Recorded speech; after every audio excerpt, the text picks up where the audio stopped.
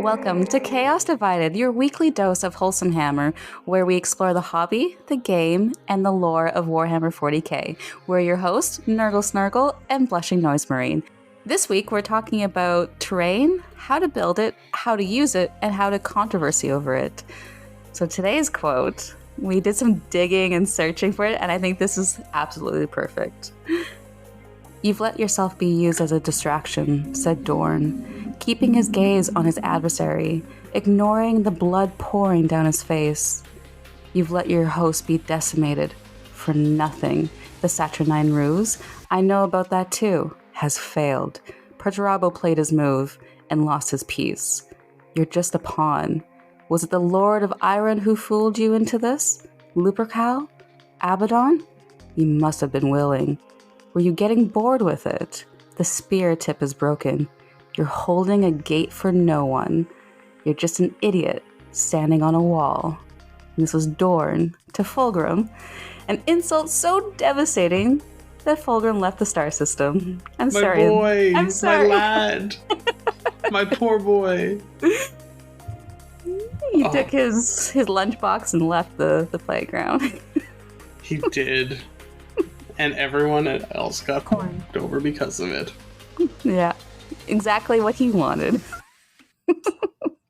I mean, honestly, Fulgrim is on nobody's side.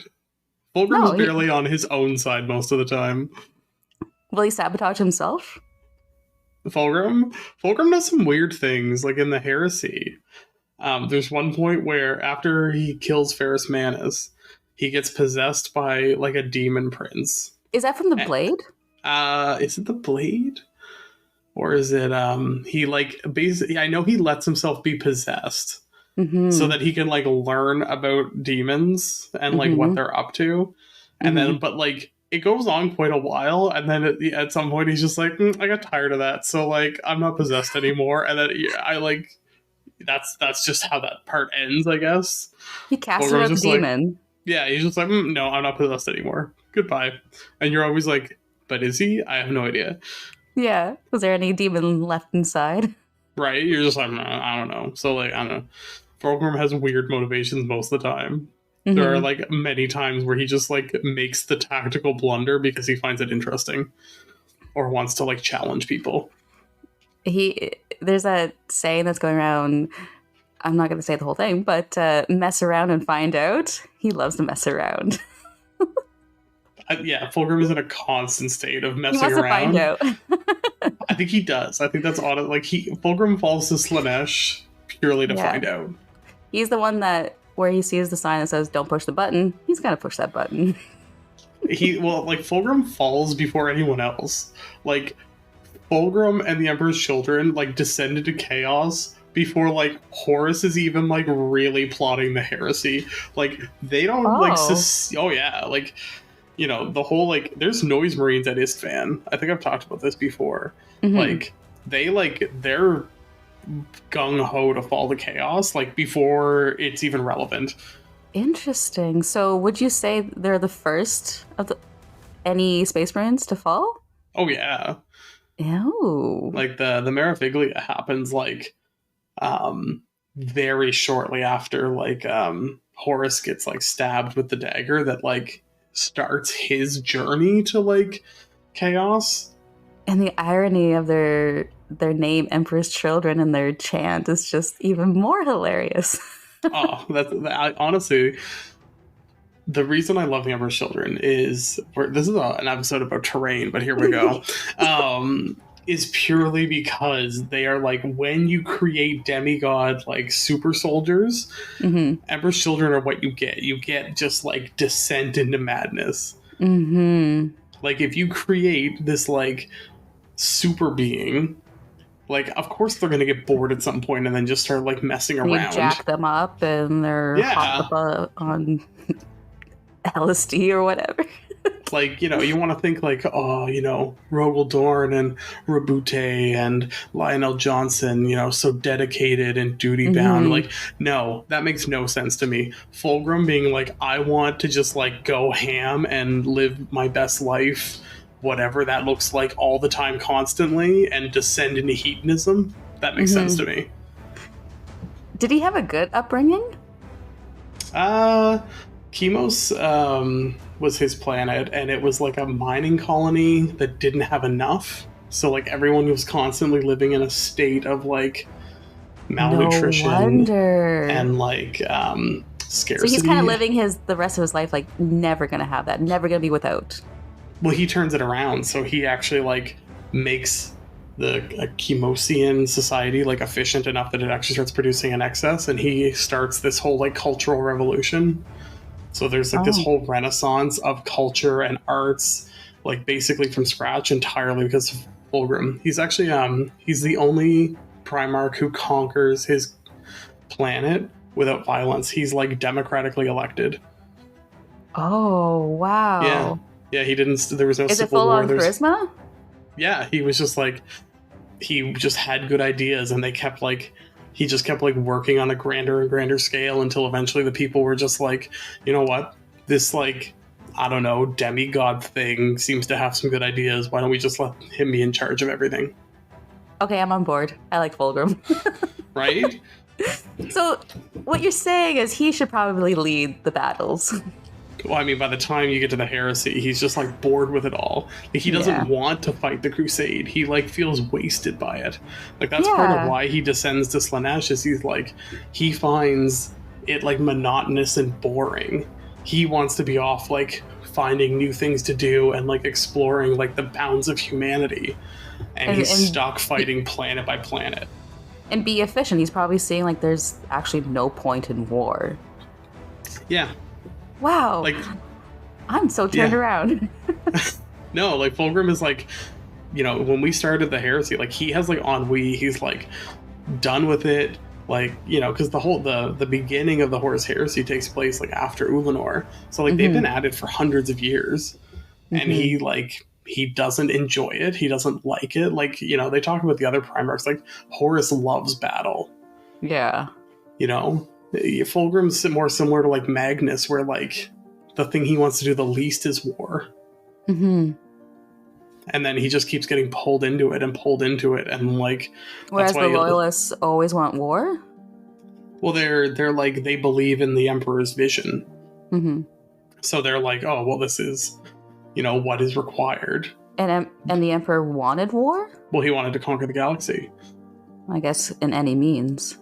And that, yeah, so the loyalists are like more comfortable with that. Well, it's been about 10 minutes. Should we talk about that? Is unbelievable. I love that. That's or should we just make it the Fulgrim episode? Do we want to make this the Fulgrim episode? We could make this the Fulgrim episode. We could. I mean, we could just make this the Primarch episode, and we just talk about Primarchs for an hour. I'm totally okay with that. Yeah. But we don't have a plan for that next time. Yes. If you would like to see that, you guys can let us know. 100%.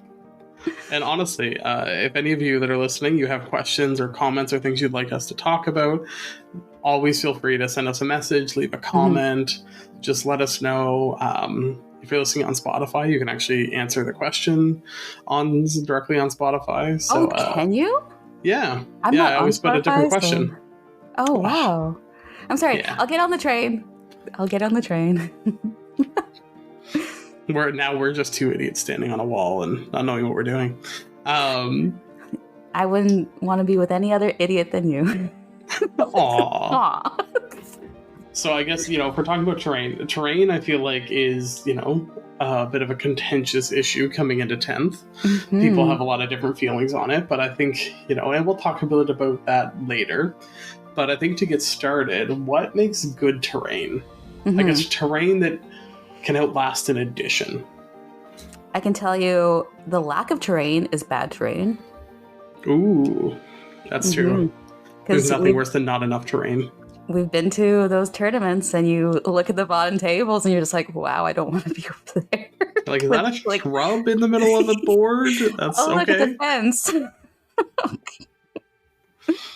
And, you know, having played some, like, kind of janky home games when I first got back to the hobby, and honestly, when I was a teenager, we played some real jank games. You know, there's definitely if you're using things like bowls and boxes, it's more than you think to make a good terrain table.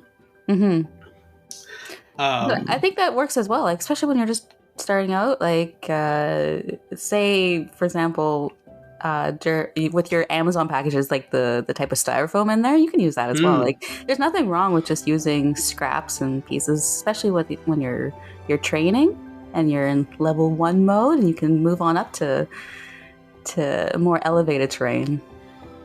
Yeah, like even a box cut into like a ruin, a corner. Yeah. Honestly, is what fancier terrain is effectively.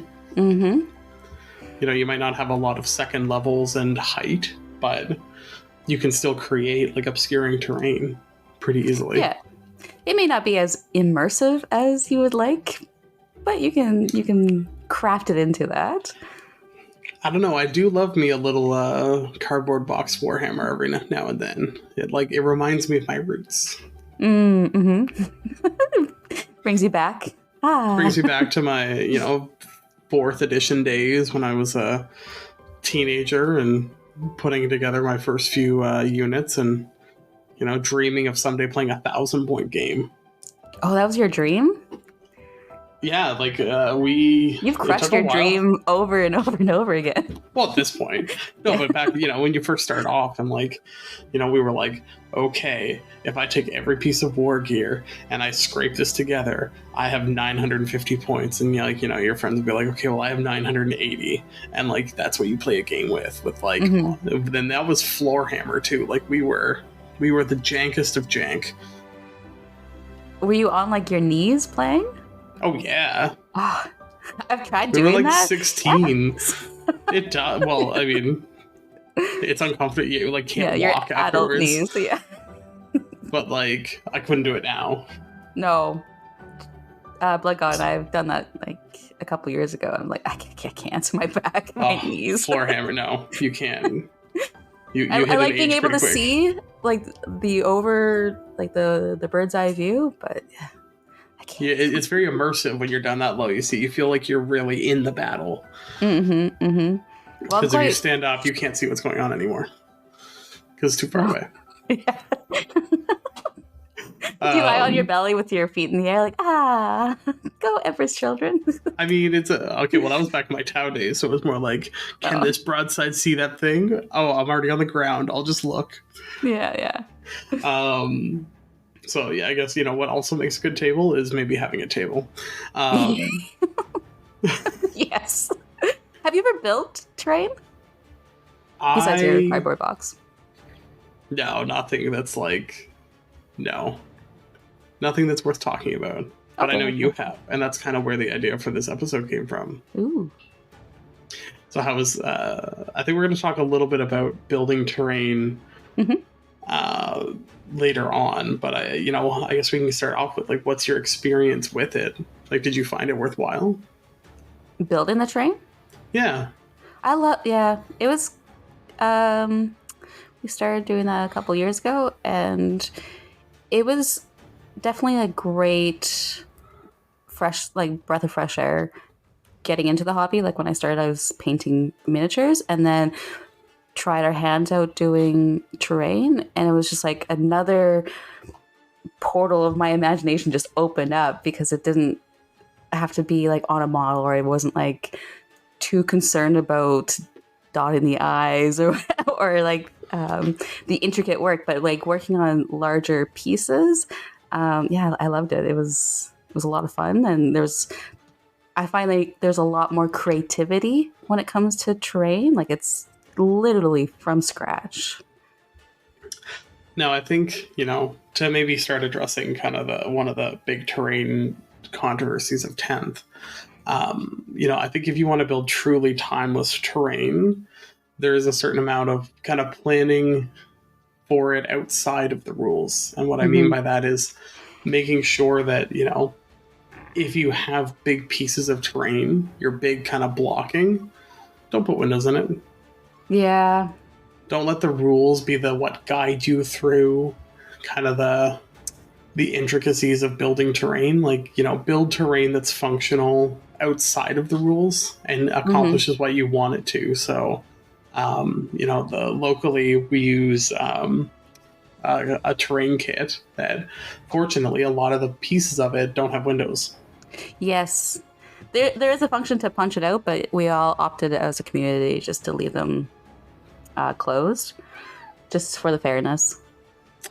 Yeah, so I mean, there's a certain amount of like constructing your terrain with the idea of it being, line of sight blocking allows us to get away from some of the issues we're having over towering, for example. So the struggles with towering right now, for those of you listening that aren't caught up on that, is that the towering keyword now ignores obscuring in both directions. So if you're hiding in a piece of terrain that does have windows and is line of sight visible, but would normally be covered by that obscuring rule, you're now not. So you've got units that can just like stand on the other side of the table, and if all you have is windows, can effectively shoot at everything. Yeah, and these are just knights have it? Some of the bigger knights have it. Yeah, it's more to do with like taller, like the monolith has it. But it is an issue, nobody wants to have their army shot off the table turn one. Yes. Especially if it's because they went second and their opponent can just shoot at every unit they have. So it's a very real concern, and the way to kind of get around that is having terrain that is actually just blocked, and you're not relying on the rule set from GW to account for that, because obscuring came out in 9th edition. Yeah. So I mean, and I know 9th was a big gateway for a lot of players, so they're not necessarily aware of the past, but you want to have some good line of sight blocking pieces on your table, so you're not having to home rule and play around with those things. So you would say that that's probably the most important piece to have in your terrain repertoire. I think having a good big, like, can hide like big knight piece of terrain, I think is really important. Like, I think every game you play, you should be able to hide at least one or two models that you really want to hide, and it shouldn't be like a struggle to do that. Yeah, I agree. That's why I like the terrain that we have. Like, going into a tournament, I feel a lot more confident when I play my demons. Because and it also shouldn't be like hidden in the back. Like, you don't want to be like disincentivizing somebody from like putting a melee unit back there either. Like, it should be kind of a central component to your terrain placement. Okay, because we do normally play that big L terrain in the back corners. So you think that should be more in no man's land? It depends on the, like, not necessarily in no man's land, but like in your deployment zone, but not in like the very back. Oh, I see. Yeah. Yeah, like, you should be within a few inches of like the edge of your deployment zone with it. Because if not, again, you're adding like a turn penalty for trying not to have your big unit shot off the table. And I've felt that. Yeah. Because I try to clump all of my big units in the back, and it gets pretty full back there. It's a big unclean party of ones. I used to put my demonettes in there, and I used to call it my demonette brothel. Demonettes need to be front and center all the time. That's what they're there for. Yeah. They need to be as close to the front as possible, or else that doesn't feel right. Especially the old demonette models. Chef's kiss. If you know, you know. But yeah, so, having that good terrain, no matter what it looks like and whether or not it's, aimed for competitive or narrative play, I think having a few pieces that don't rely on a rule to function is going to make, your job easier when you're building your table. And it's going to also cut down on those like feels bad moments with your opponent. Yes. And if, any of you listening run like a game store or events, like, this isn't just like, we're not just talking like you're at home, like having somebody over for some Warhams. Like, these are concerns that scale. If you're running a 40 table event, you want to make sure that your top and bottom at least have some of these like fundamentals in place.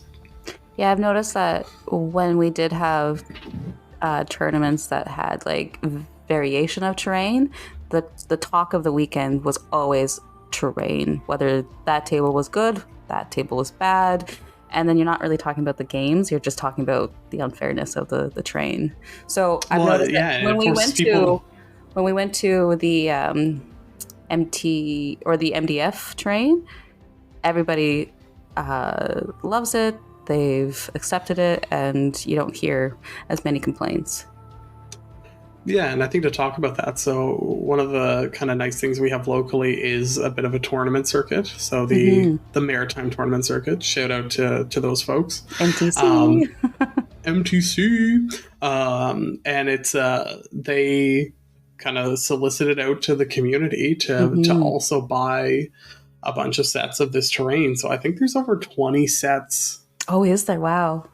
In Nova, I think that was around where the final uptake was. And it's also it's the same terrain that one of the local game stores also uses. So like I think, you know, if you wanted to have a 40 table event, I think we could pull that off, which is pretty incredible. To have 40 tables with the same like competitive aimed terrain on it is pretty awesome. And I think that's definitely the goal here as well. And we've talked to the deck box about using the terrain collectively. And I know that it would be nice to see one day us having a major in Halifax. And I would love to see people fly from all around the parts of this world just to come. And it would be nice to see like what we can create. Like I would love to see Halifax have their own Adepticon. I know there's HalCon, but I'd love to see like more focus on like a wargaming specific competition event. Exactly. But I think a big component of that is like because the community like rallied around that, and like this is something, if you're listening and you want to bring these ideas to your local community, like talk to some of your, you know, tournament organizers and your event organizers and see what the uptake is. Like, you know, if there's 10, 15 people that all want to buy a set of this stuff and are comfortable like bringing it to events and like, you know, sharing it amongst, and you know, even in Truro we have a few sets of it as well, so like we're able to bring that together when we were even having a smaller event. And you're really able to kind of change the tone of your games, because again, you're taking terrain out of the equation. Like good terrain should be almost not worth talking about. Yes. Yeah. Because it changes the whole format to being about the strategy, the units, like what actually happened, like the stories that unfold on the table. Amongst the models and not just the terrain. Yeah. And not the like, oh, this piece of terrain got in the way and I couldn't make this charge because of it. And then, this was open that threw this off and that's why I lost. And yeah. And that's what I was talking about. Like, that's what you used to hear from the weekends or the tournaments. And that's pretty much the whole focus. And now we've lost that and people are enjoying the game more. Yeah, the last thing you want to hear is like, oh, I don't want to get paired onto table 7 because it's just not playable, or little Nurgle slap there. Ow. But yeah, like, and I think that's a good thing to like, you know, for any type of game you're playing, whether it's narrative or like the terrain shouldn't be a concern. You know, if you're playing a more narrative campaign and you want that immersive feel to it, like that's totally fine and that makes a ton of sense, but it shouldn't be like a problem. Yeah. Like you don't want your opponent coming and be like, I don't know how this is going to work, or I'm trying to do this and the terrain's in the way, and then you're slowing your games down, you're creating those like feels bad moments. The last thing you want to be doing is arguing with your opponent over like, oh, that's that, not that.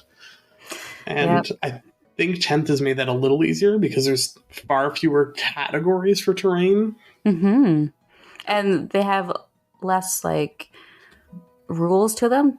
Most of them just give you like the benefits of cover, but before, like difficult ground gave you -2 to your movement. That's gone. Yeah.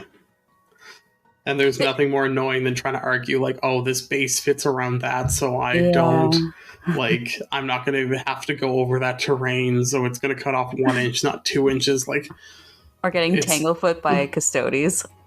oh, +2 negative. No. But to have you kind ever of go, tried? sorry, yeah. You ever tried to make like a 4 inch charge and a Custodes player rolls a 6 on their Tanglefoot and you just go nowhere for absolutely no reason? Honestly, You're like, I probably can it touch them probably already. happened, and I like deleted that from my brain. You're just like, no, that's. I don't think they have that rule Delete. anymore, thankfully. Yeah, I think but that to kind strat's of gone. touch on like so, a lot of our terrain came from TT Combat.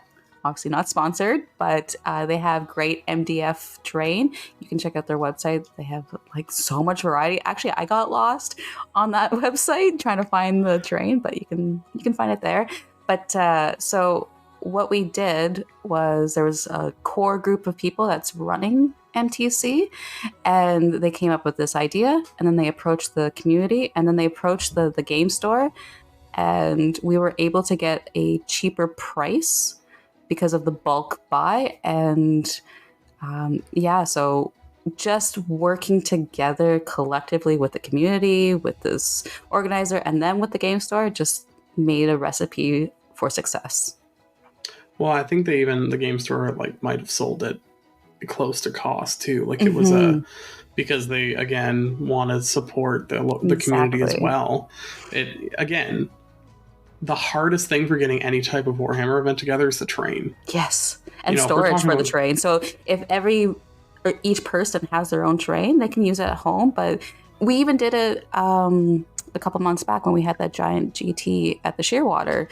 Everybody showed up with their terrain, and it just went smoothly from there. There was no stress about where the train is, how we're going to store it. It worked really well.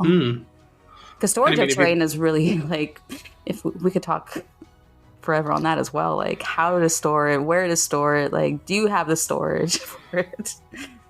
For sure. And well, because it's bulky. Like I have mine in like it's in like a big Rubbermaid tote. And I mean that's a little larger than it needs, but it because of the way it's shaped, it doesn't easily fit into anything that much smaller. Well, no, I will disagree because I have mine in like this little I want to say it's probably 12, like a foot by a foot square box, like it's fabric, and just how you can stack them, you can just kind of block them into one another. It's like Lego. I'll show you one day. This is another one of those Nurgle is more particular than I am, and that sounds exhausting already. Just thinking about having to put it. I'm like, oh, this fits here and here, and then it goes dump like Lego blocks. No. That's why I use Gorilla Glue to put it together. It's not coming apart. Yeah, I would definitely agree with that. Like, it does stick together, but for people out there, glue your train together because it will start to fall apart. It will start to wear and tear, and yeah. Not if you use enough glue. It's not going anywhere. I painted mine. There's a guy locally that offered to paint mine, and I need to get. We've been waiting for nicer weather, and I don't know. It's been so humid for a again, while. right? It's been raining for 3 months now. Yeah. Other than that brief break Blast for once of for heat. a forest fire. Yeah. Sorry, Americans. We got some of our air. Sorry. But yeah, it's honestly kind of a game changer for community events as well. And just it changes the whole tone of things, and really like I have yet to meet somebody who's like not just a lover of it. Yeah. And it's something that, like going back to cost, like, I think it was $160-$170 for it. So, I mean, for almost 20 sets, that's almost $4,000 worth of terrain. No one person's got that cash to throw or storage or to like put into something that they're not going to use all of it all the time. And I don't think there was a lot of like, I don't think people were reluctant to it. They were like, yep, let's do this. Yeah. Like, it's great. I use it at home too. And like, it's great terrain. And we're talking Canadian dollars, everybody. So if you hear 160, it's like, oh, it's Canadian. It's maple bucks there, so don't. They're a little bit more numerous. We're not as bad as Australian dollars, but we're definitely not a freedom buck. No. But yeah, and I think this kind of leads into our next big point, which is like how to actually build a great table. Mm-hmm. And really, like I said, you don't want something that's going to be the talk of the game. You want it to be easy. You want it to be obvious. And that's where having, even if you want that more narrative looking terrain, it needs to be very obvious what it is. Like, think about how many inches up does something need to be. Don't put your shelf or a second level at the 6.5 inch mark, because nothing's going to be able to get up there. Yeah, exactly. If you want to have verticality, think about how would most armies actually move up into this space? How is it actually functional? So your average infantry unit moves 5-6 inches. What, think in increments of 5. That's very smart. So that I would say though, your first couple trains, use your cardboard box and just have fun with it. Just explore your creativity and what you can add to it. And this is just a progression, and then you'll get to the point where you will start thinking about the height and the inches and the windows. Well, I only bring up height because that's now relevant for 10th. Yes, because I just read that if you shoot down, what is it for the 6 inches vertically? More AP. Yep. Which is a big deal. As long as they're all on the ground, like your enemy target. So for an edition that doesn't have as much AP in it, going from AP 0 to AP 1 is pretty huge. So what I should do is put my Great Unclean One on top of a ruin and just vomit on everybody. Can you? I thought. Oh no, they can't. Monsters these can't monsters climb. They can't. No. That's the other thing, is there's a lot of keywords that have changed. So, for example, Nurglings can no longer go through ruins. Only infantry and beasts. So I'm sorry, Ripper Swarms. Sorry, Scarabs. Unless you have that keyword, but yeah, Swarms cannot do it.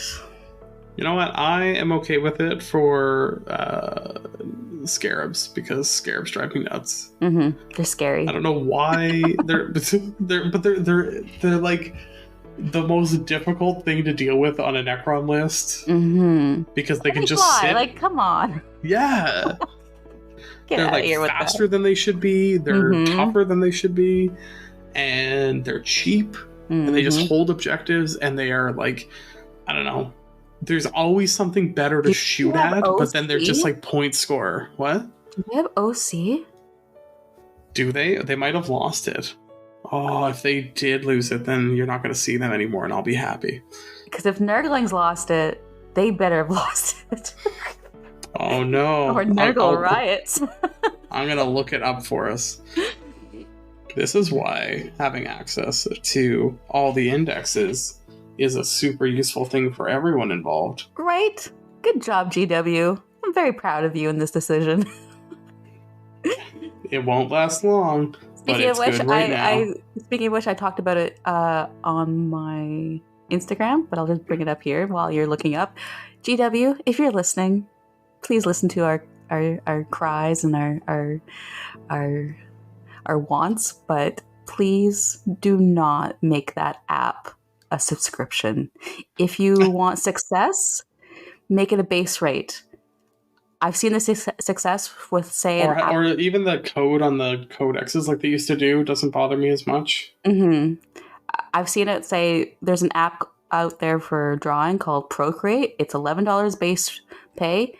Everybody uses it. You will go on Instagram, you'll go on YouTube, and you see everybody using that app.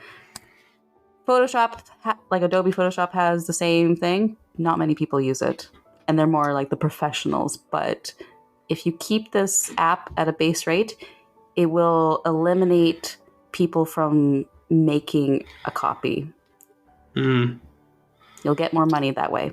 Trust me. Scarab swarms. They are swarms? They don't have objective control. Oh, good. Oh, good. Thank you. So, you know what? I just went on about this rant, and GW already broke them. So, we can all breathe easier knowing we don't have to deal with scarab swarms anymore. I can see the tension in your shoulders shrink. It's true. But yes, GW, listen to that. It will be the best decision you ever make. The community will thank you, love you, kiss you on the cheek, pat you on the back. There you go. I don't know if I can add any more to that. I'm just happy about scarab swarms. Yeah, we're on different wavelengths right now. Yeah, when it comes to building that great table, having some nice big pieces of terrain, and like, don't be afraid to have a few. Like, have some bigger pieces that block line of sight. Don't just have like an open field for, you know, shooting armies to have a field day.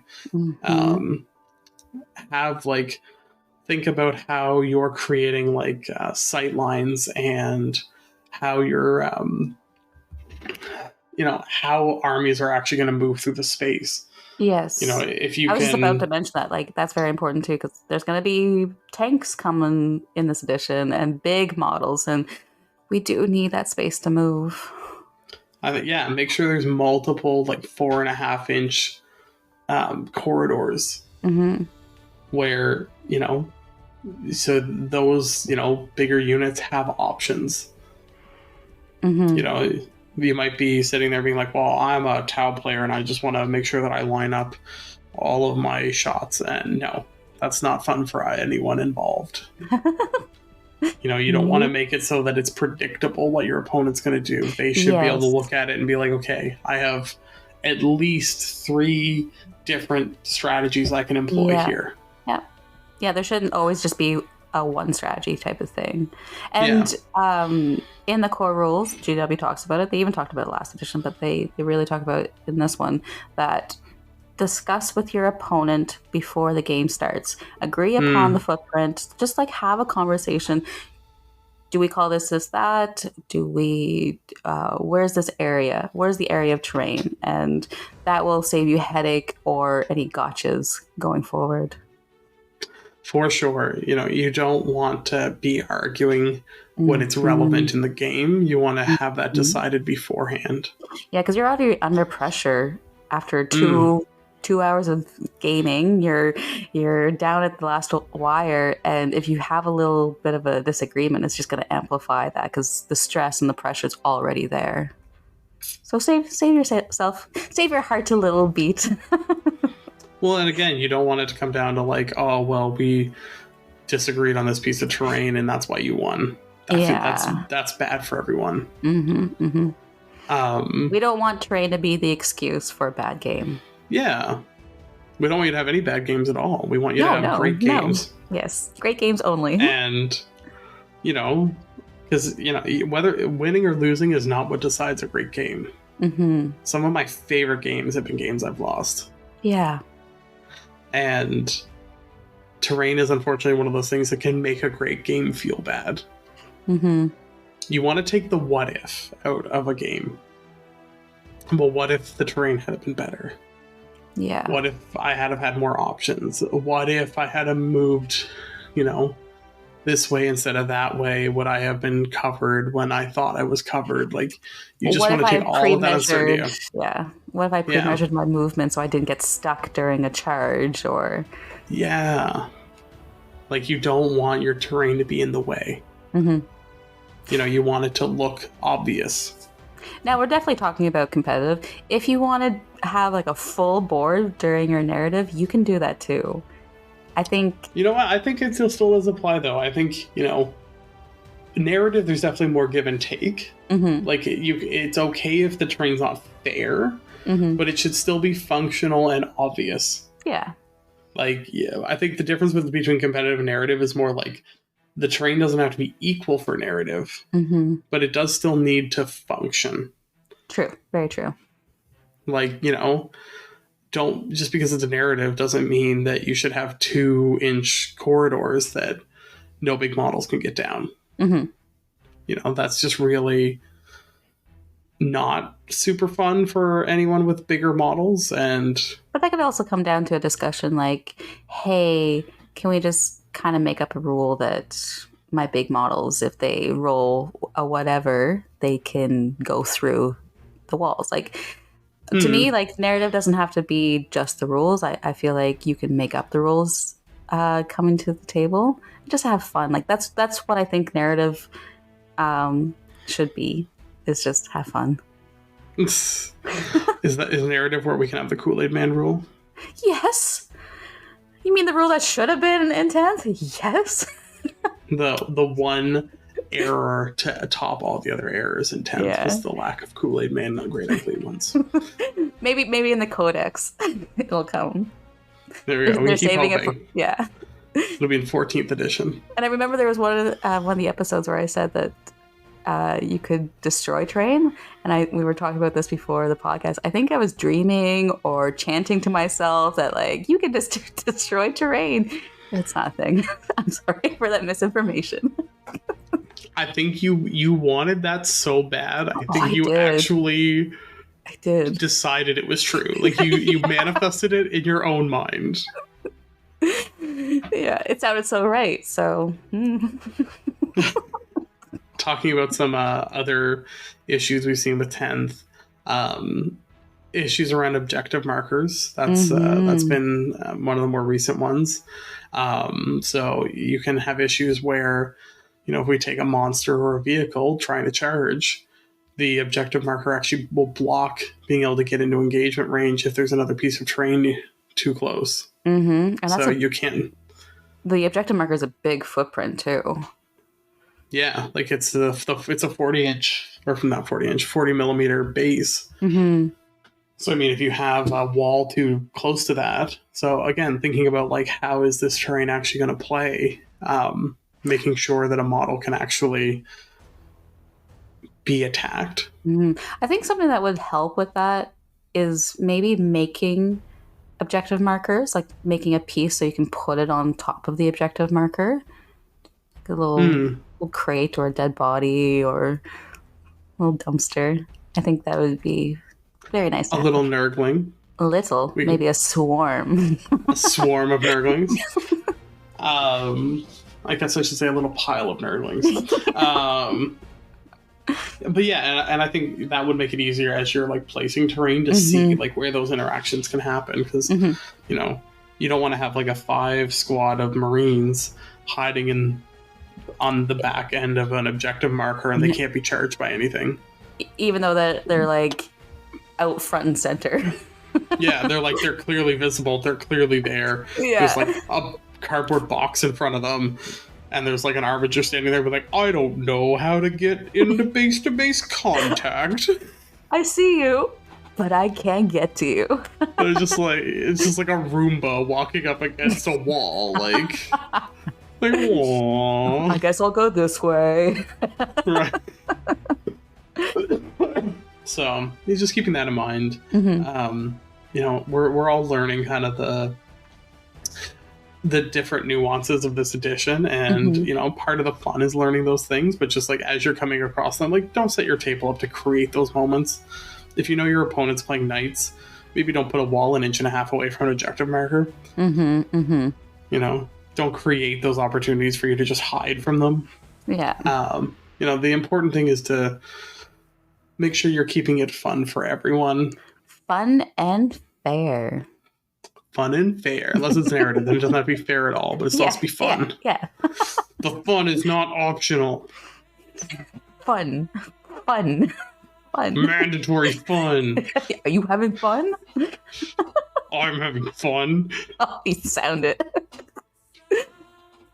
And I think all of these are good tips to keep in mind if you are building your own terrain. Now, I do want to hear maybe some Snurgle Pro tips on becoming a fabulous, fantastic terrain fabricator. I need another. Fantastic. Whoa. Fabulous. I think you're fabulous. Oh, thank you. Just unlock your creativity. Some of the best terrain is just looking at something and finding the use of it. Like, for example, we built Orc Train for the deck box, and that's probably one of the most fun train we've ever built, because we could literally take flat cardboard and put a bunch of glue on it and just throw a bunch of rubble on it. And that was like our difficult ground for orcs, and that was a lot of fun, and painting it. So pro tip, what are maybe some easier materials to get started with? Cardboard, definitely. We use, what's the glue called? Oh, I'm blanking on the glue. There's like a type of glue out there.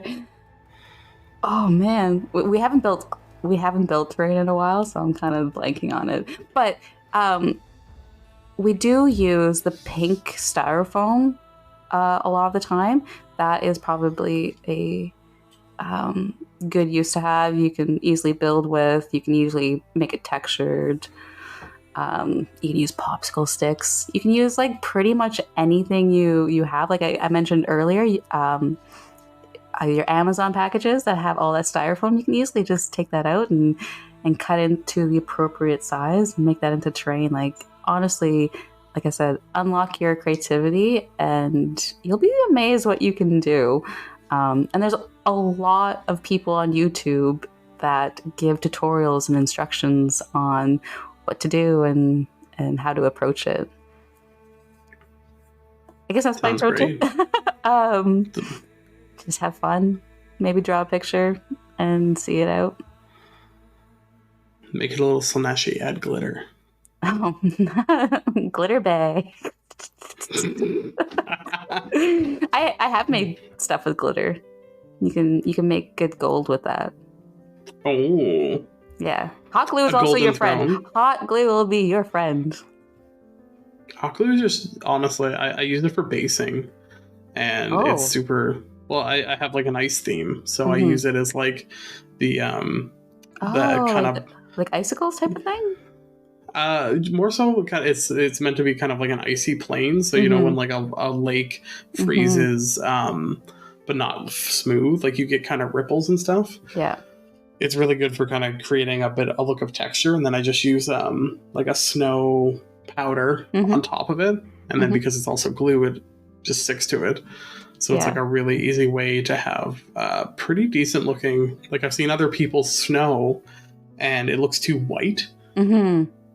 Whereas mine, like, because of that layer, I mean, I paint the bases white first, but then I use the hot glue. So then you have that almost like shadow. Icy clear. Yeah. Yeah. So there's like a depth and a texture to it. So it looks more like how snow actually looks like after a blizzard. I know this isn't the tools podcast, but definitely, I think hot glue should be in everybody's toolbox. I've even put hot glue on models. There's a guy out there called Warsinger, and he makes all of his models out of hot glue.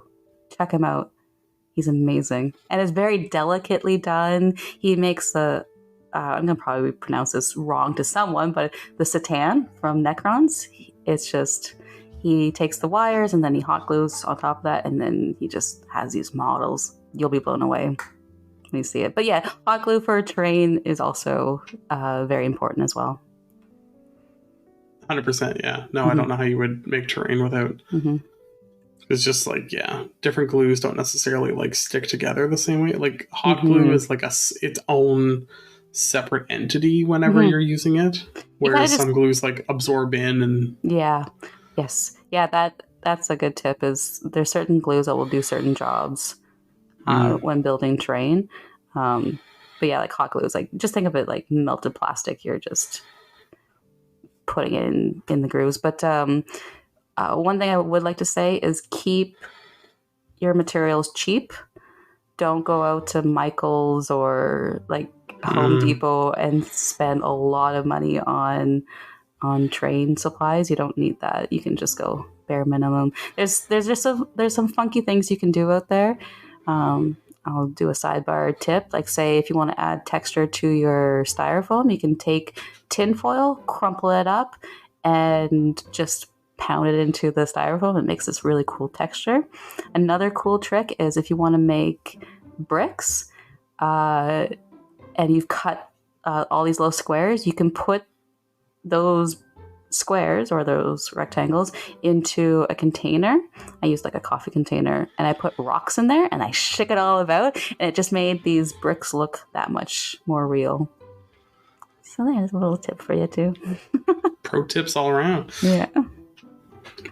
Do you have any tips that you would like to add for making terrain, or just anything about terrain?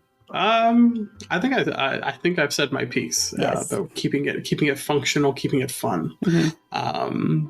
No, I mean, building your own terrain it's something, it's on my bucket list, we'll say. We'll get but you learning one day. how to build a table it's a skill in and of itself. And I mean, with 10th, we don't have a lot of guides out there, but as they'll start to become available, like, don't be afraid to, if you don't want to use like a standardized table from like, that you look up online, like, feel free to change it, but that gives you a nice starting point. Mm-hmm. So you're not just like looking at an empty board and being like, oh, how am I going to make this work? It's easier to adapt and easier to change than it is to come up with something from scratch. For sure. And if you're a newer player and you haven't built a lot of tables and you're unsure about it, take the free homework and copy it and see how that plays. But and again, when you start finding like, okay, this is what a good table feels like, and you start getting more acquainted with that, then you can start to play around with it a little bit more and, create different situations and create a little bit more variety. But, don't be afraid to like lean on someone else's learning, because it is a skill, and it takes time to refine it. It takes time to understand what makes a good table and how to see how a table is going to play. You have to play a lot of games before you can really start to understand that.